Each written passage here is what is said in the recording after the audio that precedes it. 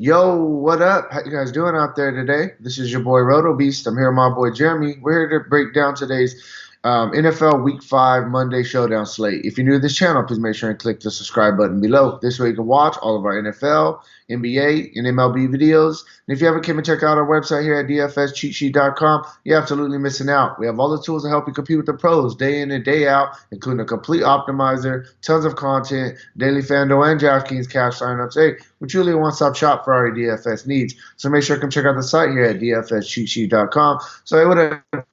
How you doing out there, bro?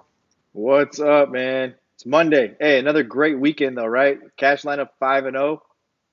5-0 this with the cash lines. Things have been going very, very well to start the NFL season. And we actually got a pretty fun game today. We got I think tonight's gonna be it's gonna be a fun game. I think there's gonna be some points that's gonna be scored today. And I'm ready to jump in and break down this game.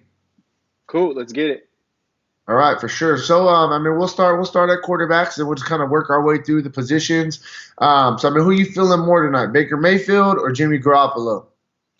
Hey man, I mean, here's the crazy thing about it, right? You take a look at this game, and to me, these teams are kind of a mirror of each other, right? They're young teams.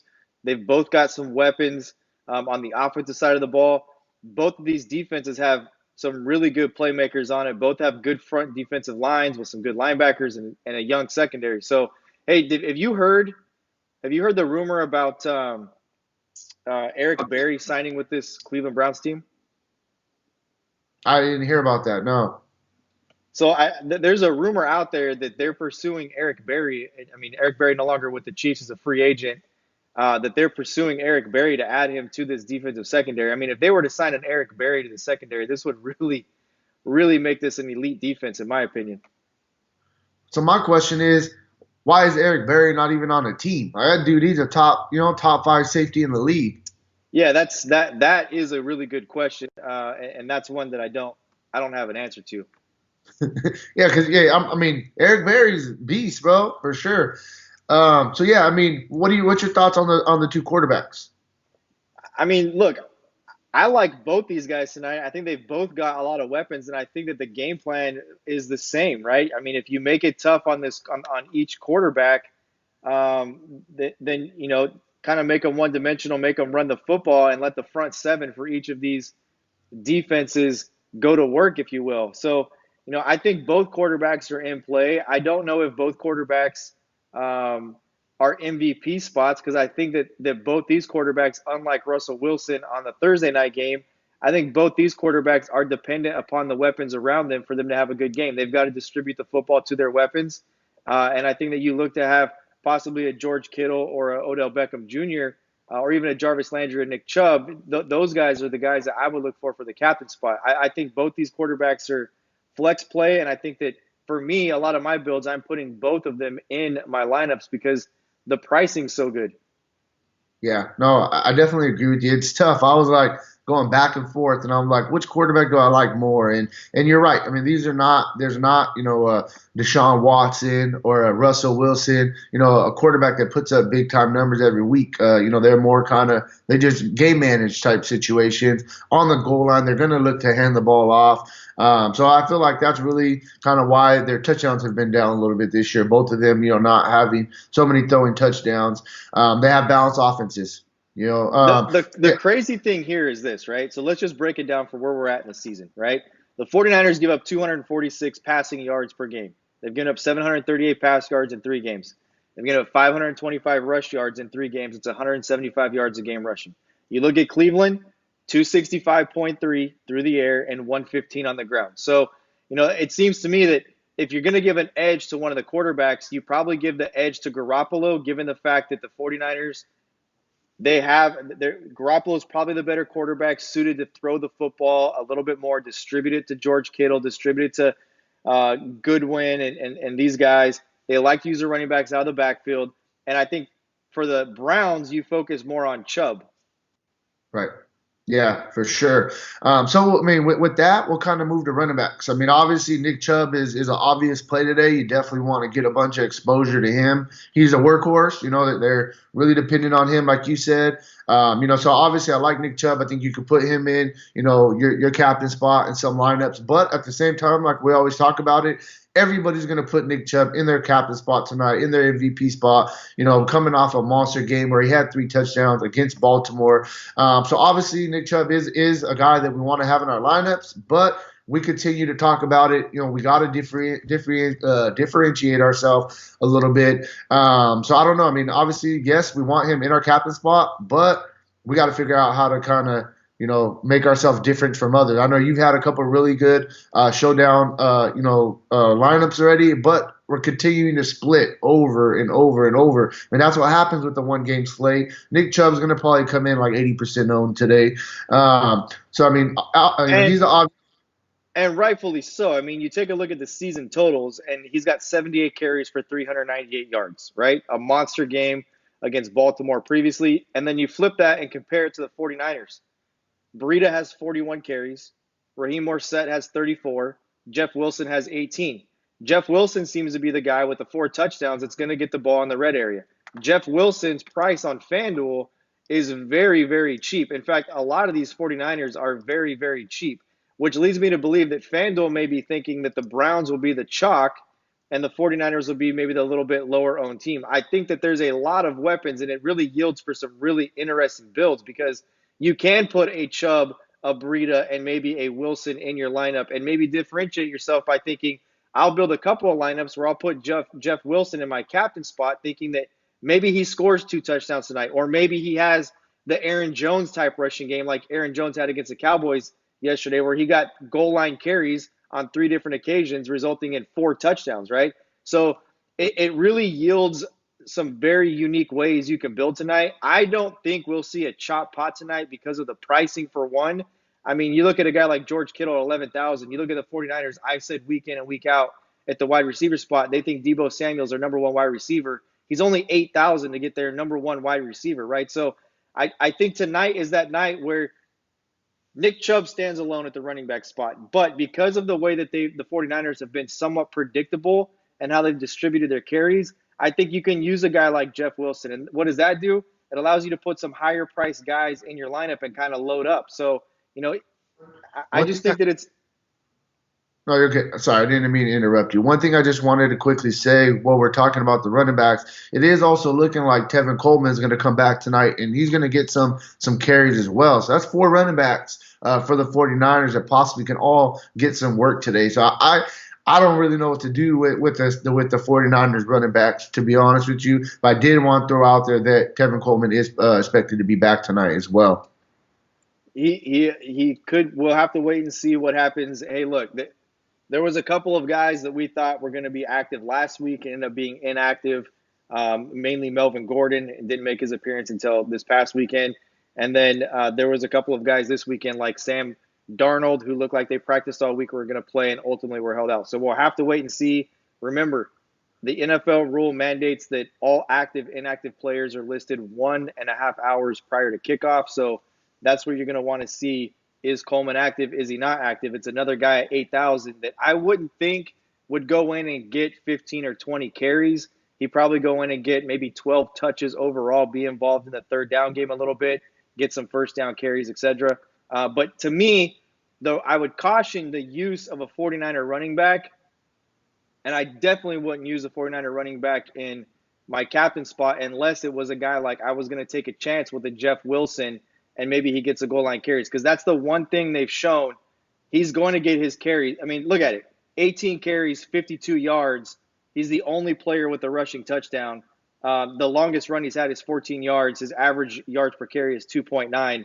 So, he's going to get some goal line carries. They're telling you that. So, if they find themselves in that spot, that's the one guy I may take a chance with in a captain spot. The rest of these guys are for exposure, for being different and not a major, they're flex plays. Yeah, for sure. I definitely agree. Moving on to the wide receivers. I mean, obviously, there's, you got Odell Beckham's going to be crazy high owned, on this slate. He's the best wide receiver on the board. Jarvis Landry as well. He's definitely in play. It's pretty easy on the Cleveland side of things when it comes to wide receivers. You can also possibly look at, to kind of differentiate yourself a little bit. You could possibly kind of look at a guy like Antonio Callaway. for cheap, just to kind of, like I said, mix it up a little bit. When it comes to the 49ers wide receivers, kind of where are you at with that? I mean, I know you really, really like Debo Samuels. Marquise Goodwin he's a hit or miss guy. He's the big play guy that they look to kind of, just break. I mean, he literally could just break one, and that's kind of a slate breaker right there. Talking about Goodwin. What's your thoughts on the wide receivers position? So I haven't seen yet, but Jarvis Landry, who was in concussion protocol, doesn't have a questionable tag next to his name. So I have to assume that he's cleared all of that. They also get Antonio Callaway back. He's coming off a suspension. They have Rashard Higgins. So not only do they have Odell Beckham Jr., they've got other guys that I think you have to get exposure to in the flex spot because of the ability to make a play and the ability for Baker Mayfield to spread the ball around to all of his weapons. So, they've got guys that they can get the ball to. I think Landry is obviously the chalk spot because of not just name recognition, but as well as Odell Beckham Jr. But like I said, Antonio Callaway is a big play wide receiver. He had a couple, last year, 60-yard touchdown receptions. The guy's a big play receiver. And Rashad Higgins is a guy that they've shown from time to time can make some noise in the slot. So I think you can get exposure to all four of those wide receivers. There's only three that I really want to get exposure to when it comes to the 49ers. I do think Debo Samuel's their number one wide receiver. He's only 8,000. It allows you to do a lot with your builds. Dante Pettis is another guy. They run him in the slot. And then there's Marquise Goodwin, who we have also seen the ability to make the big play down the field, have the 60 to 80-yard touchdown pass off play action where he runs a deep slant down the middle of the field. A deep post down the middle of the field. So I think those are really the seven main wide receivers in this game. But like you said, the 49ers, they expect to have Jalen Hurd back. They expect to have Tevin Coleman back. We'll have to see how that goes when things come up. But those are other guys who could also get some limited touches and take some targets away possibly from a Dante Pettis or even, a Jeff Wilson, Matt Breida or a guy like that. So, the 49ers look to be getting healthy. A lot of guys they could potentially spread the ball to, which means you got to kind of figure out how much exposure you're going to get to each one of those particular guys. For sure. Just a quick note, I just want to throw out there. It's looking like Rashard Higgins isn't going to be activated tonight. That's the news that the newest news on him right now. If that's the case, and that I like I like Callaway even more. Being the sole kind of third wide receiver out there. Moving on to tight end, you got George Kittle. He's easily the best tight end in this game by far. He hasn't, and thing about Kittle is he hasn't had a monster game this year, and it's coming. I'm not saying it's going to be today, but it is going to come. And what's your thoughts on Kittle, and do you like any of these tight ends for Cleveland? Look, the tight end, you said the wide receiver spot, the chalk is going to be Odell Beckham Jr., and that's 100% because it's Odell Beckham Jr., right?